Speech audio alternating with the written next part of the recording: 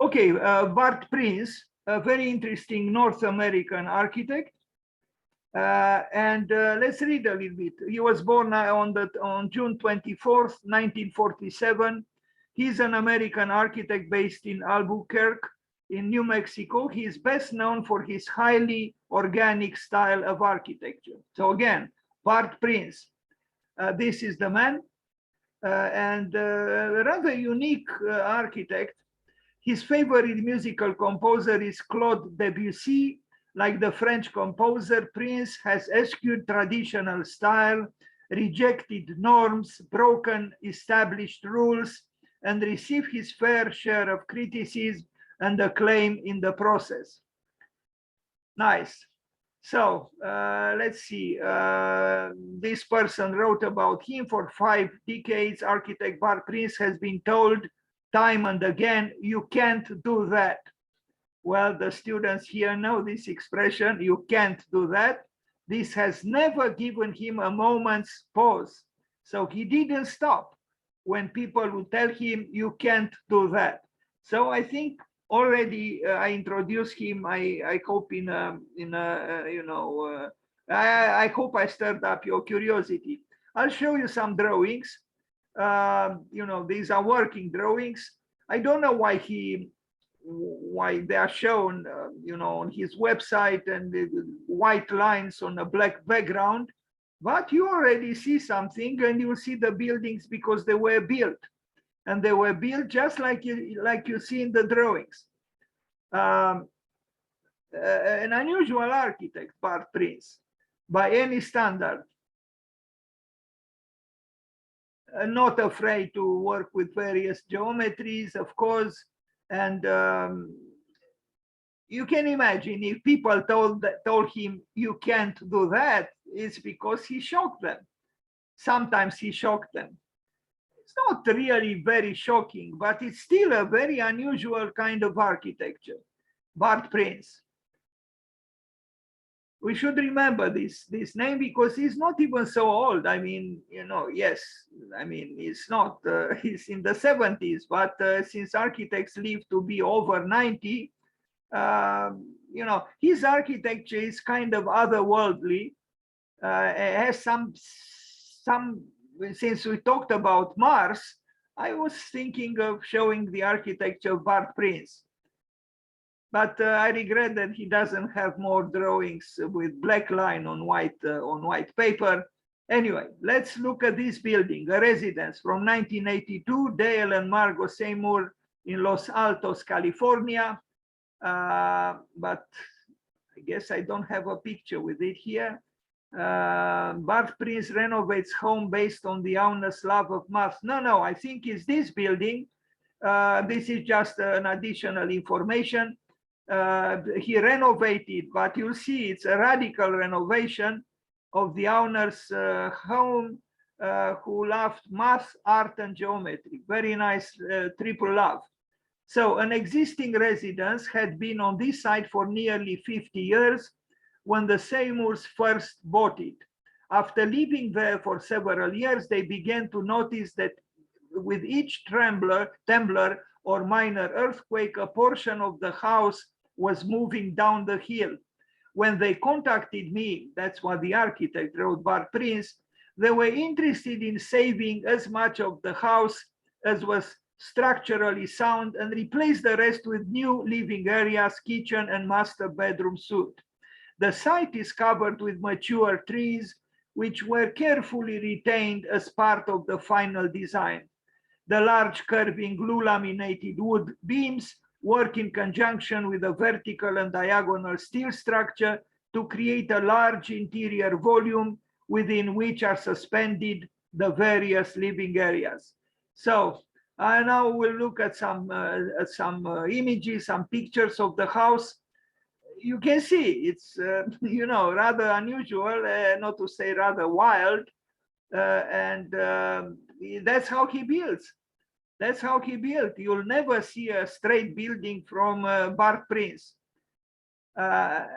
So I think it's an interesting building. And yes, our age is obsessed still with on one hand minimalism, on the other hand with parametrics. But this man built his buildings without parametrics and without using too much, I think, the T-square and the rectangle. The architecture of Bart Prince, this is the cover of a book on him, Pragmatics of Place. This person says, Bart Prince residence and studio, this is his own house from 1984. So, 38 years ago, he built it, nestled in the suburbs of Albuquerque, New Mexico, are the otherworldly forms of Bart Prince's personal residence and studio. As home and workplace for the architect, the structure truly reflects Prince's main design principle that form so closely follows function. I don't know about that. This idea leads to the relatively uncommon architecture produced by Bart Prince. So this is the house. And his studio, I mean, how many architects have such a house? How many such houses were built in the world? Not many. That's why this architect deserves to be known, because strangely, he is not very well known. But it happened that I was once in an exhibition with him, and that's when I learned about him. From the street, it appears as a seemingly random intermingling of color, shape, and texture, but each design decision reflects an inner programmatic decision. Southern facing glazing allows for passive solar benefits. Large water columns on the interior are heated throughout the day to provide hot water for the building. Look, it's even sustainable. But its aesthetics are certainly unique and interesting. Bart Prince. This is his, I see there is even some kind of electronic piano and lots of books. A ramp leads down into the cylindrical studio space, which is set into a burnt area near the front of the building. This allows for both a measure of noise and temperature control. The roof of the structure is supported off of a central column with a fanning arrangement of structural pipes. This covering is raised off the structural concrete supports of the exterior wall to allow for a flood of overhead lighting. Well, he is well-to-do, I guess, but it's an interesting building, and no one can truly contest that. A separate yet equal entrance ramp leads to the main living space, containing an interconnected network of purposeful rooms. The two first floor levels are connected by a series of upper stories, which serve as bedroom, library, and workspaces.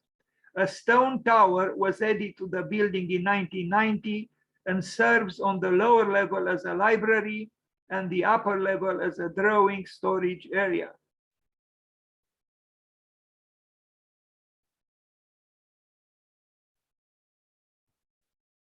Well, since we talked about Mars, but I don't think on Mars, things would look so, beautifully animated by vegetation and the blue sky and the solar light and so on. In this way, there are probably other wonders there, but not this kind. But you see, this modern architect, I mean, he was born in 1947. He's still our contemporary. He's alive. But he didn't say no to ornament, as you can see here.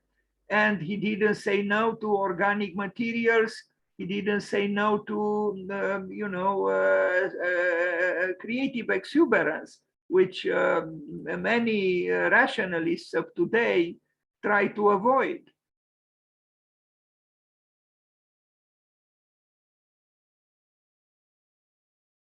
It's, this is a sculpture. I don't know if he did this sculpture or not, or some artist, but they kind of go together. The sculpture with the statue, the sculpture with the building, and the building is like a kind of like a giant insect It's a very interesting and unusual building.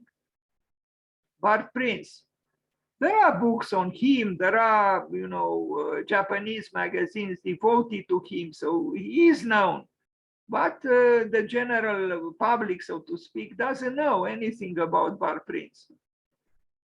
Also, because of his uniqueness, he didn't become part of the mainstream architecture. But he is not in any way an architect to ignore.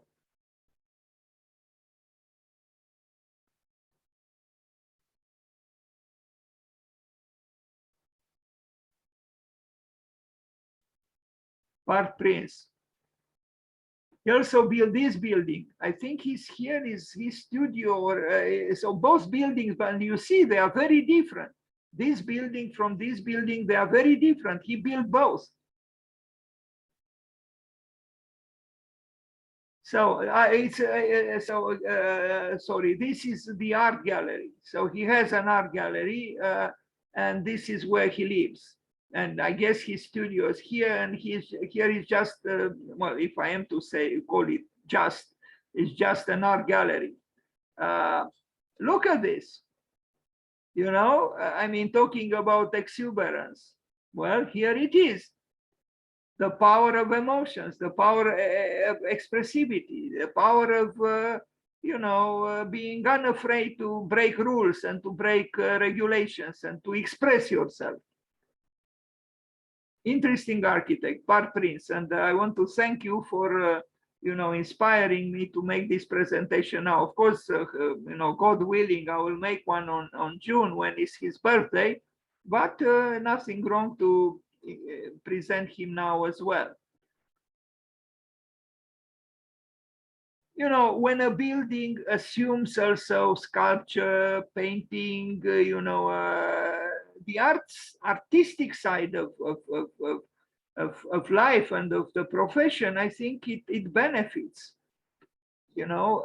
So his home designs look futuristic, space age, hello Mars, even whimsical.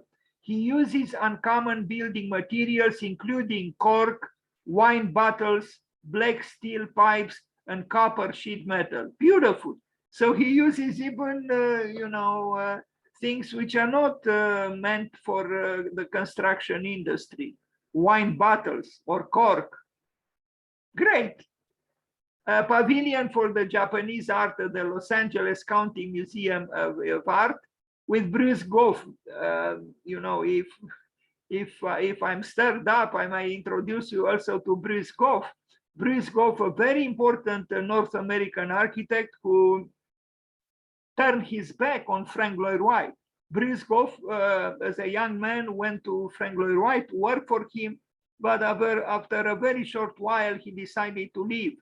And since then, Frank Lloyd Wright had the highest respect for Bruce Goff. Himself a very exotic architect who never went to school. In fact, Bruce Goff, when he was 16 years old, he wrote to both Frank Lloyd Wright and Louis Sullivan to ask them for advice, what school of architecture to start, because he was just 16, he was still in high school. And both architects, both great architects, told him, stay away from schools. Frank Lloyd Wright told him, Bruce, if you go to a school, forget about Bruce Goff. In other words, you'll forget who you are. And Louis Sullivan told him, it took me many years to forget what I learned in school. So Bart Prince worked with Bruce Goff on this project. This project, I think, was started by Bruce Goff and was continued by Bart Prince. So designed by Bruce Goff, yes, for Joe Price, initially for a site in Oklahoma. Mr. Goff and I, this is what Bart Prince writes, were working together as associated architects to create this museum for Price. I don't know who Price is, I guess a collector of Japanese art. At around the time of Mr. Goff's death in 1982, Joe Price had decided to build a building in Los Angeles as a pavilion addition to the Los Angeles County Museum of Art. The design was in the schematic phase at that point, and was completed by me, that is Bart Prince, to incorporate the requirements of the Los Angeles County Museum of Art and the new site. The roof structures of the galleries are suspended by cables to allow for non-load-bearing translucent perimeter walls for ideal lighting conditions for the art. When asked, Joe Price said that the art is the client.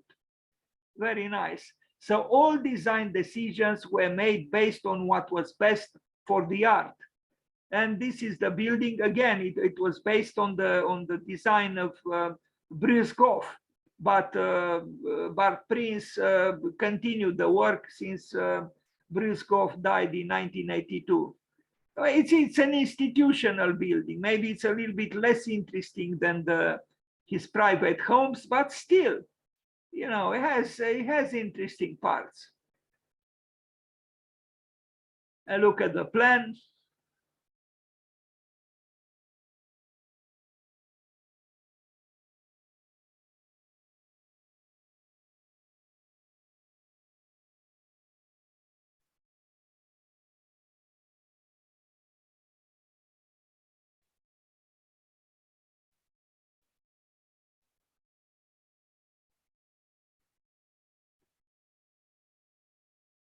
Now, Bradford Prince residence in Albuquerque, New Mexico from 1988.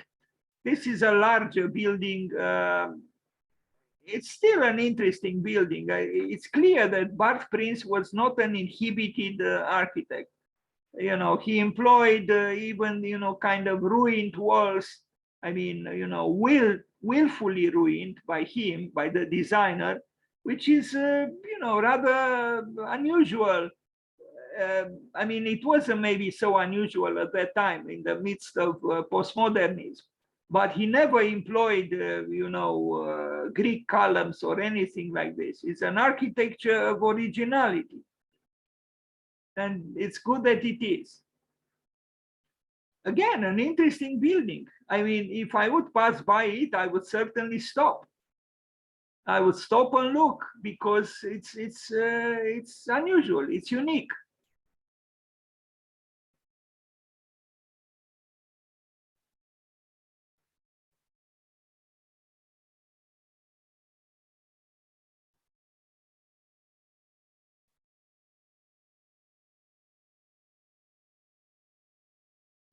And you saw you've heard the descriptions of Bart Prince are, you know, knowledgeable and is concerned with, you know, pipes and ventilation and structure. So he's not just, you know, a dreamer, totally responsible about the, you know, the complexities of building a building.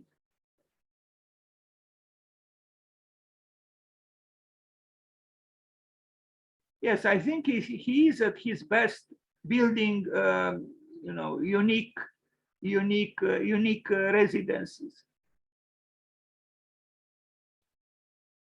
Now another residence and an addition from 1996 in Corona del Mar, California.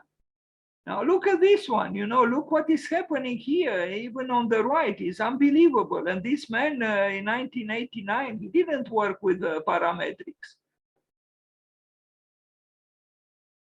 Essentially, it's the power of imagination.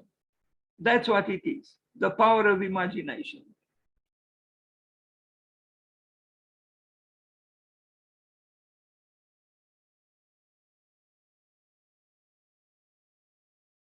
Hard to believe now. What do you think Le Corbusier would have said with his terrace jardin, with his flat roof? Well, this is a kind of a sloping roof, but organically sloping. I think it's great. It reminds me a little bit of the Goetheanum by Rudolf Steiner, but he doesn't use concrete here as Rudolf Steiner did, but there is something of anthroposophy here, or anthroposophical architecture. Interesting man, interesting architect, this Bart Prince.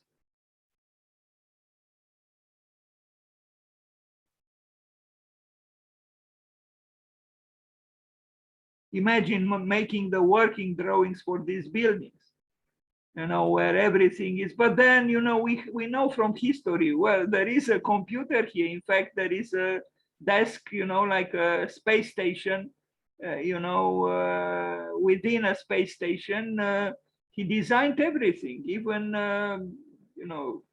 actually, I don't know if it's a computer. I imagine could be a TV or something.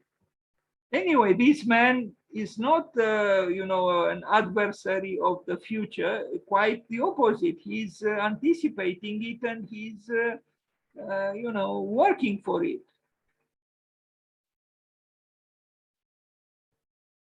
There is a Baroque sensibility, obviously. I mean, what else is here? But it's a modern Baroque.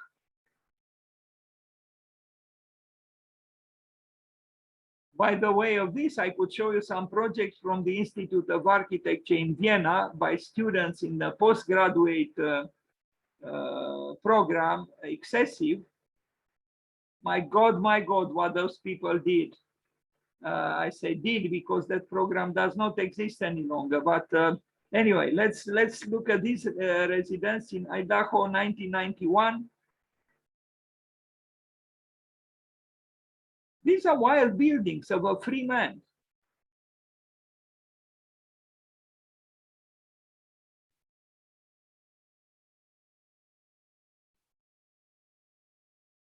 I don't think too many schools of architecture would accept easily such projects and such buildings, but I'm glad that people like Bart Prince existed and exist. Why should we have only sameness in the world? Why?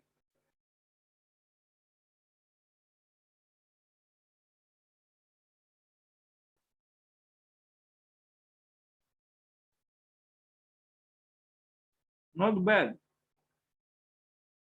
It's possible that even nature enjoys it. Another residence, Nob Hill in Ohio. I hope I have better pictures.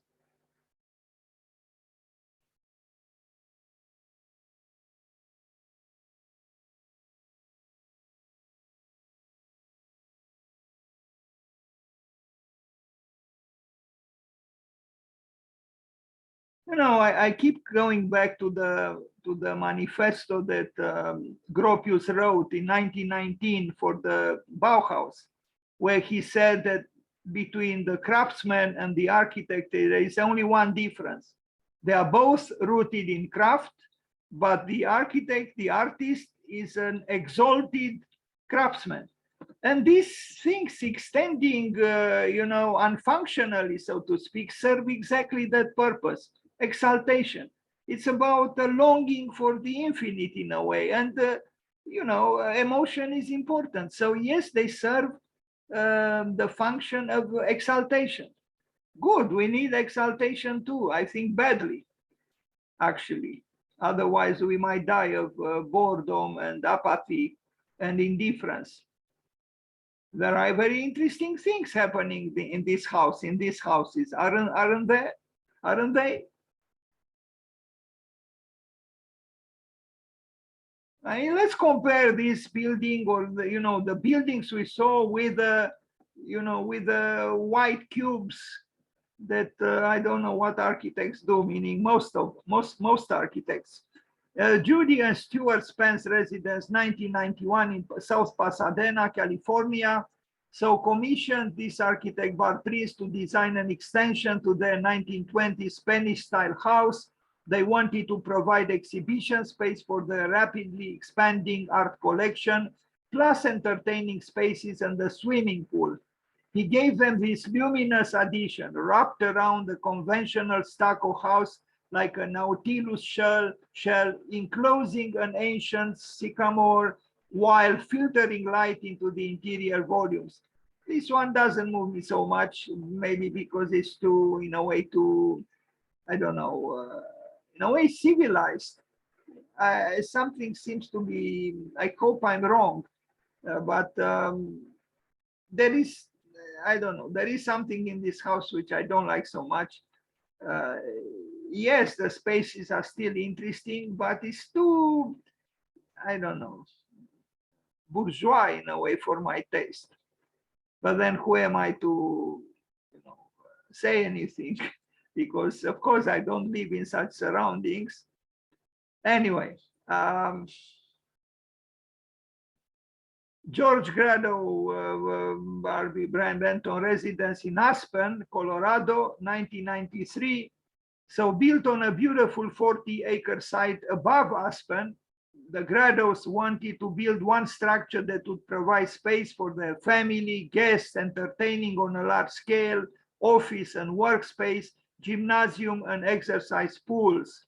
The structure steps down the hill in cantilever sections, which allow for views from all of the spaces in the house.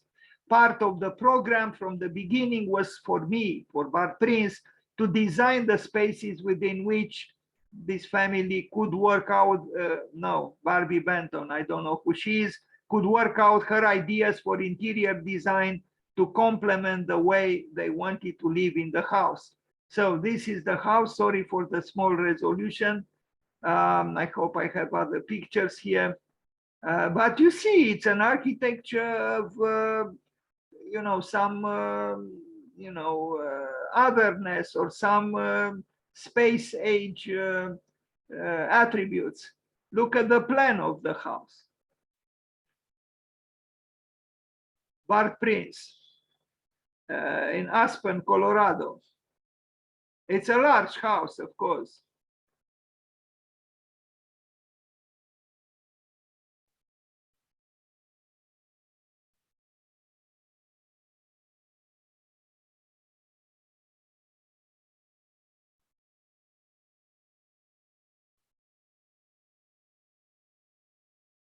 From what I understood, I was told that in Aspen, Colorado, the millionaires have to move out of Aspen because the billionaires are coming in.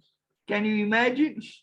It's one of the most expensive places in the United States. And we can see from this house. So if you are a millionaire in dollars, in Aspen, you are poor. You have to move out to make room for Elon Musk, who still has to postpone his departure to Mars. Anyway, luxe, calme, volupté, as Charles Baudelaire would say. Lots of pillows there. Who said that life is difficult? Not for everybody. Although boredom could reach anyone, doesn't matter how luxurious or large the house is. Rem Koolhaas was right, even a great architecture could not eliminate unhappiness from the humans' minds and hearts. And it's true, there are crimes now taking place in the most luxurious, surroundings. Okay, another residence from 2005, also in New Mexico in Albuquerque. I hope we can see it better. I like this fact, to bring the stones. This is like in a famous house built by Bruce Goff, who was probably his mentor in a way, a very interesting architect himself, Bruce Goff. Maybe one day I will present both of them, as maybe it would be beneficial and even normal.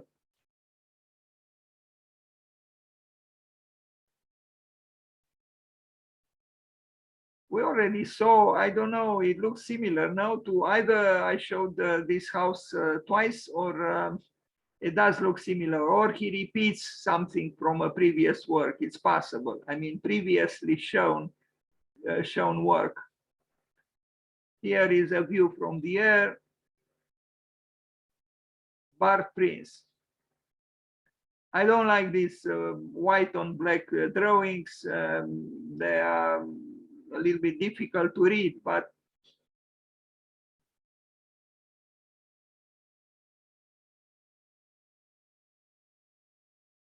so there is creativity, there is verve here, there is energy, there is uncommonness, so to speak. There are walls, there are windows of all kinds, there are beams, there are curves, there are many interesting things happening in his houses.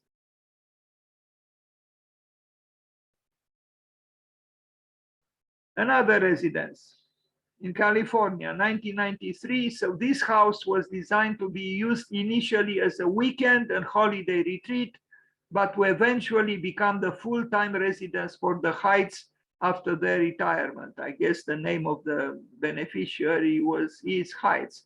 The house responds to the dramatic site with a continuous undulating roof, which provides a buffer to the wind on one side while opening to the ocean views on the other. Guest quarters are located over the garage at one end of the house with a master suite under the same roof, but at the other end for privacy separation.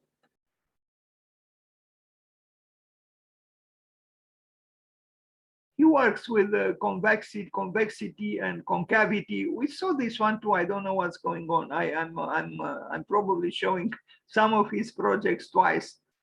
Sorry. I have to look again at this presentation to trim it if possible, or I don't know. But I show at least other drawings and other images, so that's good. Maybe, you know, I did so intentionally so we can, you know, remain with more in our memory from the works of Bart Prince. Another residence, he built mostly residences, 1993, the Cigar House. That's its name. Yeah, it's not the one on the left, nor the one on the right. It's not this one, it's not this one, of course, it's this one. It was built for a professor, if I remember well. I love very much the plans. I am not so sure about the building, but you know, still, it's a Bart Prince building, unusual.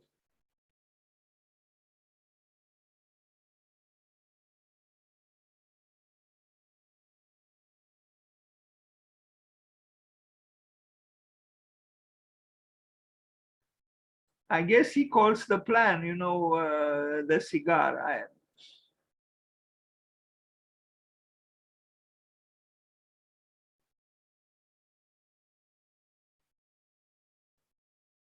From Google Maps.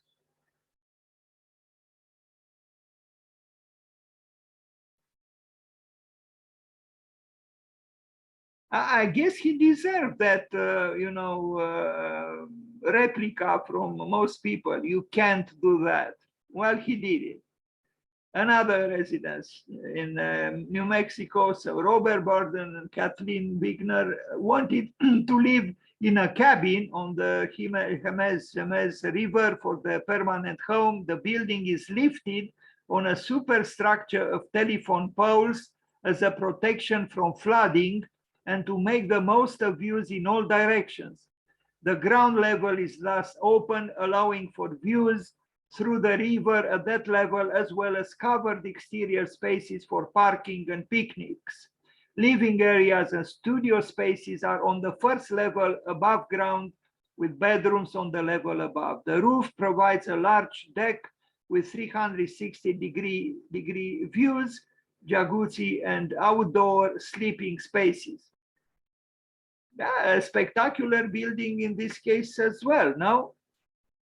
And different from the previous buildings that we saw. But it's true, all these buildings are large buildings. I guess some people can afford them. Although in plan it doesn't look so large, you know. But here,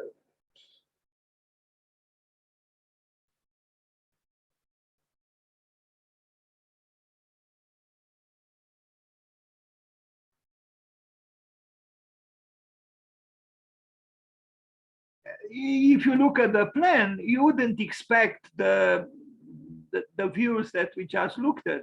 You know, it's a symmetrical plan, for God's sake, and rectangular and so on. But you know, the building doesn't look like that. Whitmore residence in 2004.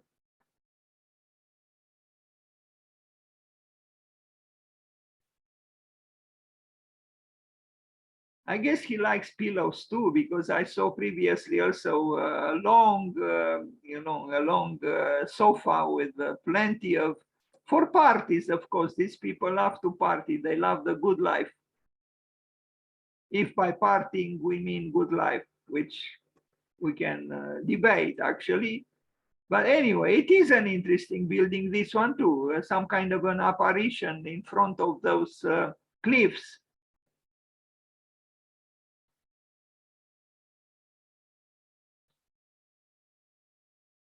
These are, of course, opulent houses, you know, they are not for proletarians.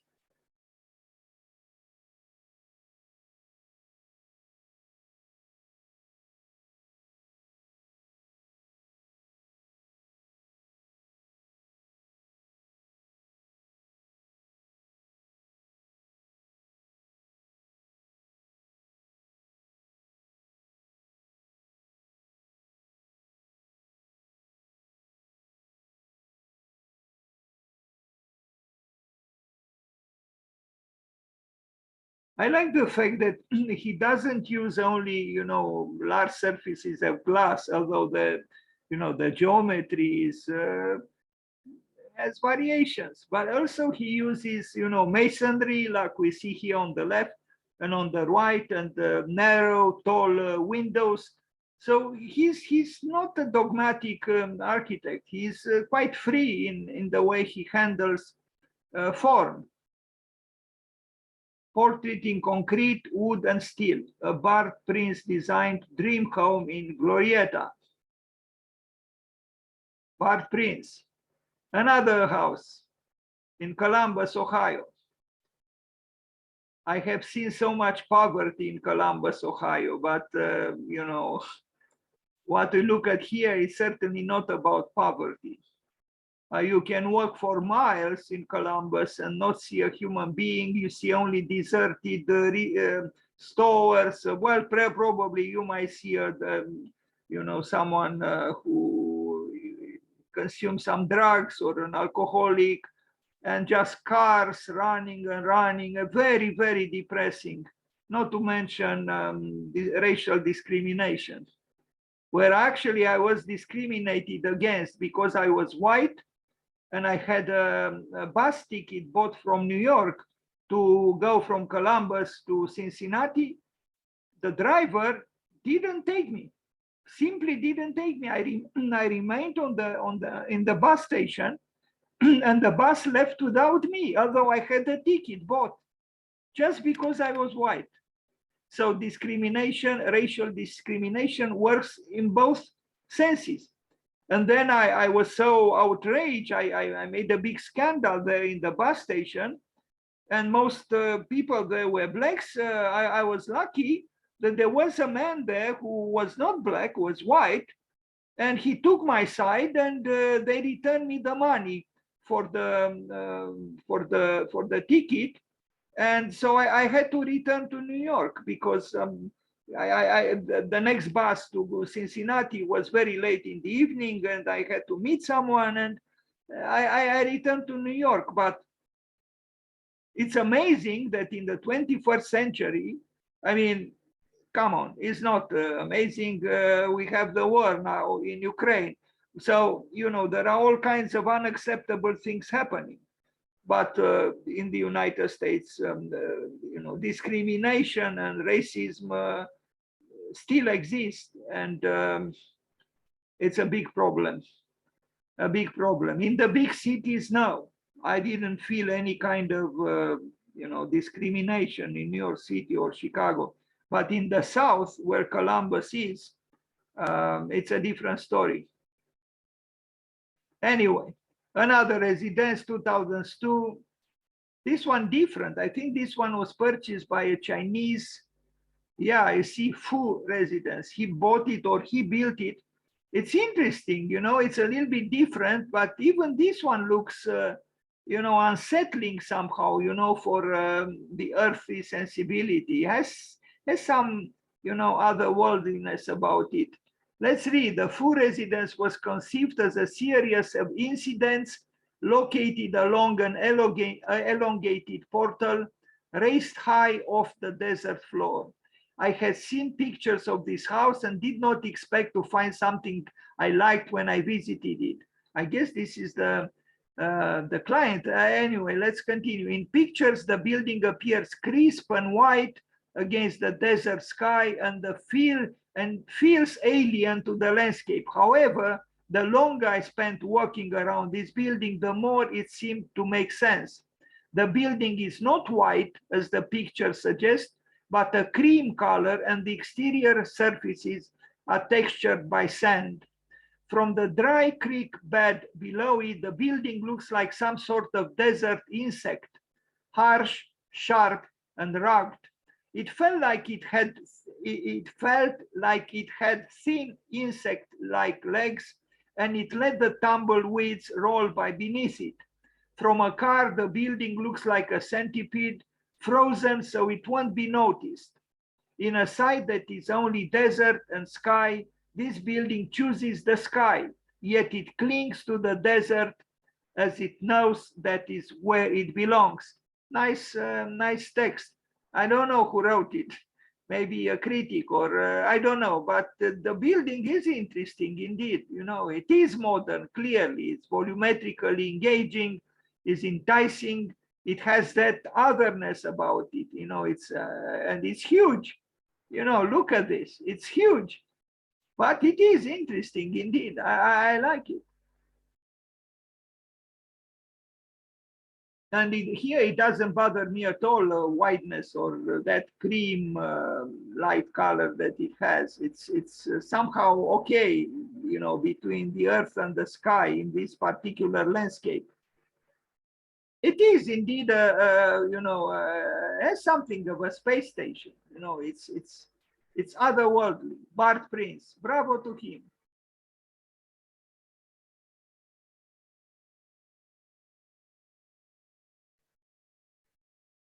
And it looks interesting even at night.